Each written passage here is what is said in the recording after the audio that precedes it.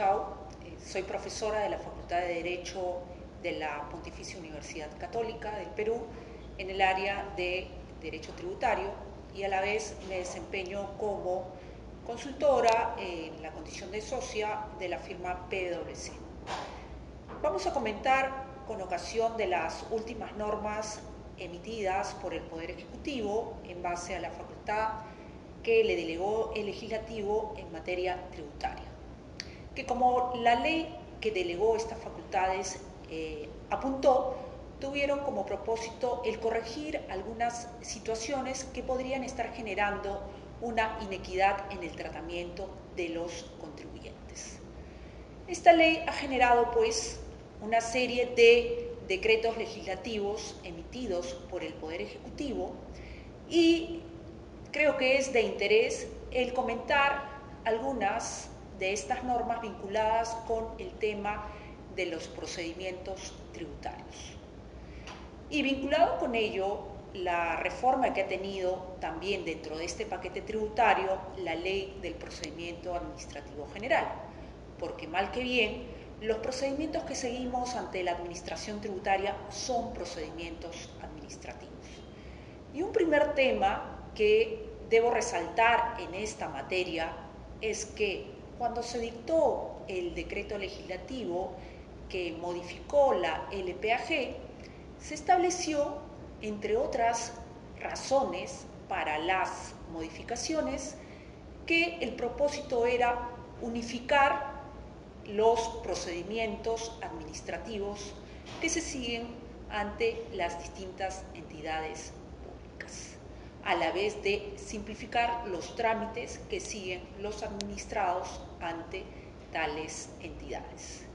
Y un punto interesante cuando se dictó el decreto legislativo modificatorio de la LPAG, esta famosa Ley del Procedimiento Administrativo General, fue que se puntualizó en que, bajo la idea de la unificación de los procedimientos, se establecía como regla que ningún procedimiento especial podía establecer condiciones mínimas menores a las que la LPAG regulaba. Y si revisamos la exposición de motivos de este decreto legislativo, vamos a encontrar que justamente se hizo mención como procedimiento especial al procedimiento tributario. Es más, en las propias normas de este decreto legislativo se habla de procedimientos especiales, inclusive el tributario. Claro, cuando se dicta esta norma, lo que se nos vino a la mente, asociando este tema a los procedimientos tributarios, es que ya sería de plena aplicación esta disposición y que, salvo alguna regulación expresa en particular en las normas tributarias, pues estas condiciones mínimas establecidas en la LPAG serían de aplicación también a la materia tributaria.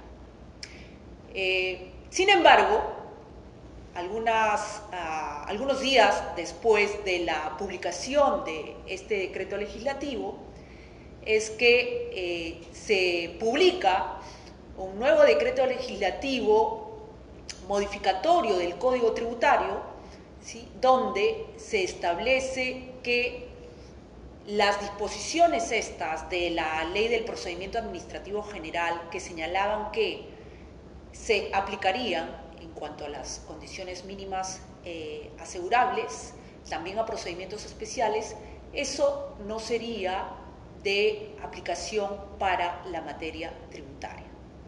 Y claro, entonces, ¿con qué nos encontramos en este panorama? Que algo que aparentemente pretendió la LPAG fue luego desdicho por un decreto legislativo que modificó el Código Tributario y que precisó que este se seguiría regulando por las normas particulares, salvo que supletoriamente se tuviese que regular o aplicar la LPAG.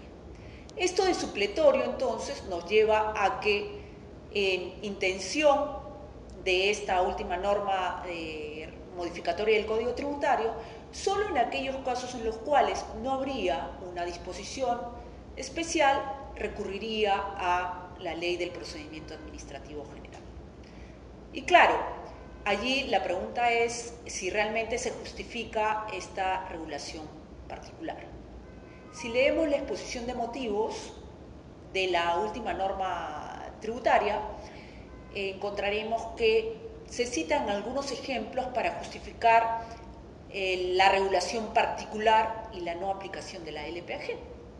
Por ejemplo, se señala que en materia de notificaciones no se debe estar a lo que la LPAG establece, ¿no? Que en concreto señala que se puede hacer una notificación electrónica, pero en la medida que previamente el administrado haya aceptado esa forma de notificación.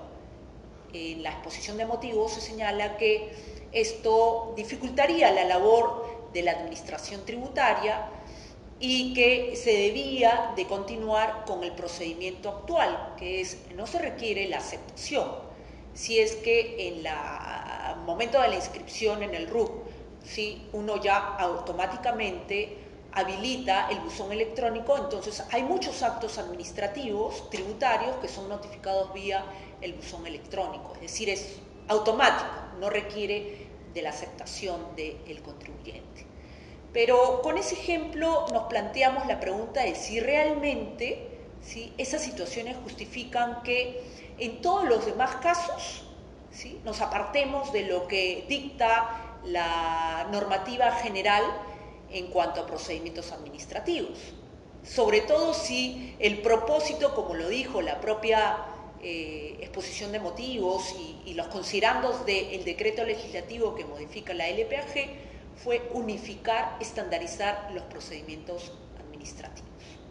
En ese punto también llama la atención que se establece en forma expresa en este último decreto legislativo modificatorio del Código Tributario que no se aplican las reglas del procedimiento administrativo sancionador. El artículo 230 en forma específica del Código Tributario. ¿Eso qué significa?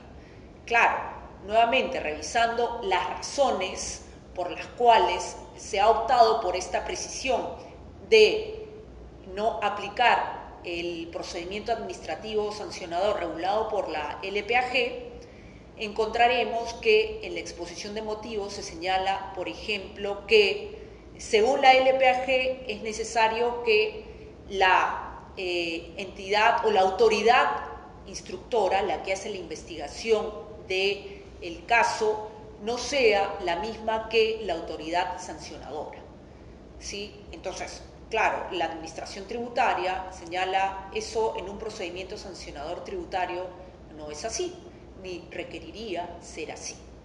Probablemente hayan razones para justificar eso, sí, y por lo menos no encontramos que, al menos en el análisis de la actuación de la autoridad tributaria, haya habido un problema con que la autoridad que sanciona sea la misma que la autoridad instructora. Pero sí llama la atención que aspectos como, o principios como el de la aplicación retroactiva, cuando se trata de una regulación más benigna, no haya sido aceptada en la materia tributaria. ¿Qué es lo que sucede en este tema?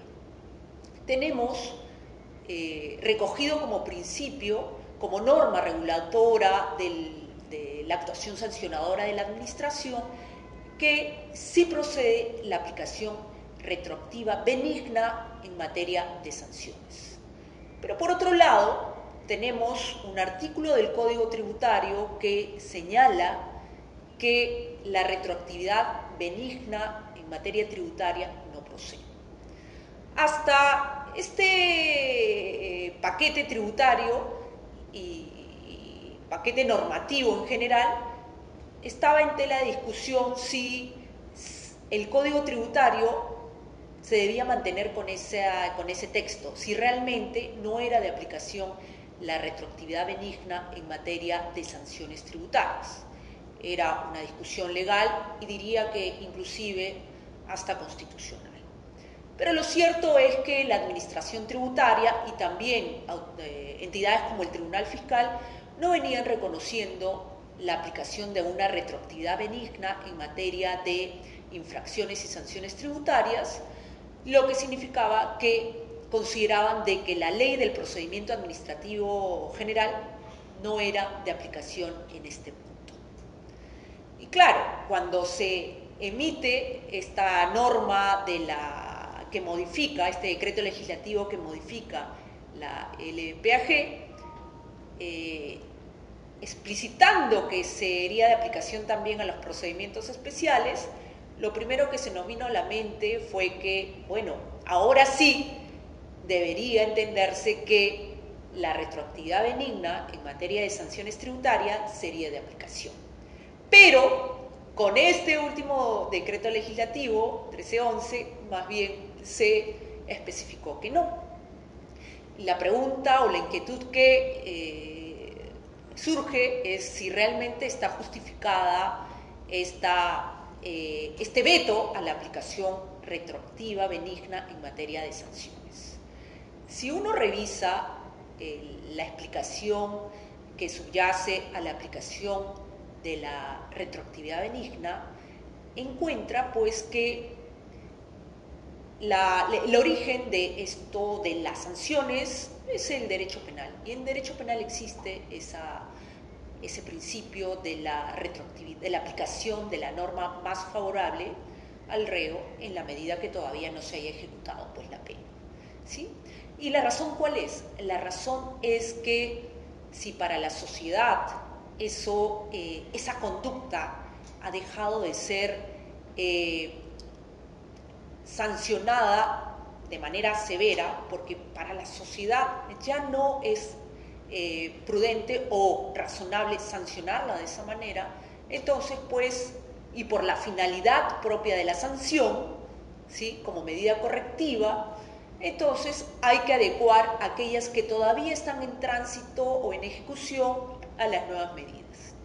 Si eso lo traspolamos al ámbito tributario, creo difícil encontrar una razón que sustente el prohibir la aplicación retroactiva benigna. Es más, sabemos que hay también, como parte del paquete de modificaciones tributarias, la modificación de algunas infracciones y sanciones, y que como explicación dada a este punto, se ha señalado que la modificación responde a que las sanciones que se venían aplicando eran bastante severas y que por eso había que flexibilizarlas.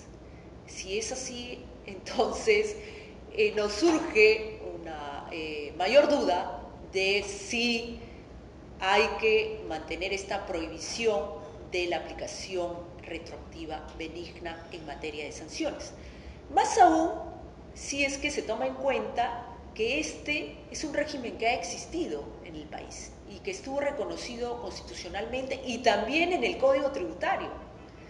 No es entonces, o pongo en duda que realmente haya una justificación que haga que se marque una diferencia en el tratamiento de las sanciones, cuando ya en nuestro ordenamiento jurídico, algunos años atrás, existió y que la propia Constitución política anterior reconoció. Se pueden discutir una serie de pautas que se han dado, de normas que se han dado vinculadas con el procedimiento tributario en línea con lo que regula la Ley del Procedimiento Administrativo General. Pero me parece que los comentarios que he hecho en cuanto a estos temas pueden resultar ilustrativos en cuanto a lo que este paquete normativo ha traído.